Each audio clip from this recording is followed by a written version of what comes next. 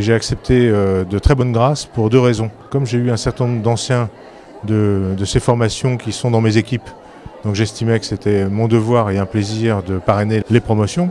Et d'autre part parce que on connaît bien l'IGS et Veolia et qu'on apprécie le système de formation et l'esprit dans lequel elle est faite.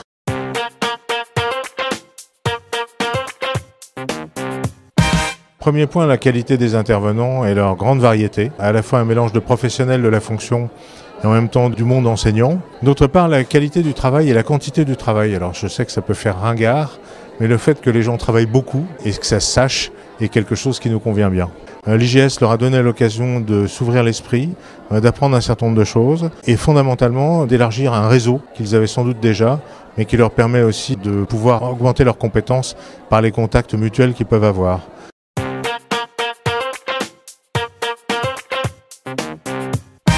De rester toujours proche du terrain. Quand on est DRH, quelle que soit l'entreprise, que ce soit une entreprise de main-d'œuvre, de construction, ou une entreprise de services informatiques ou une start-up, ce sont d'abord les gens qu'il faut voir et qu'il faut écouter, qu'il faut comprendre.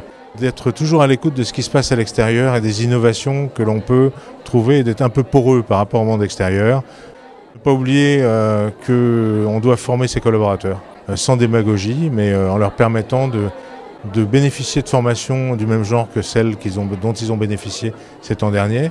Et donc ça aussi c'est extrêmement important. Et ne jamais oublier qu'on fait partie d'un monde et que la fonction ressources humaines est une fonction qui n'est pas étanche par rapport au monde extérieur et qu'on fait partie d'une société, on a des responsabilités vis-à-vis d'elle et que les gens que l'on embauche ou que les gens qu'on fait partir, eh bien, ce sont des gens vis-à-vis desquels on est responsable.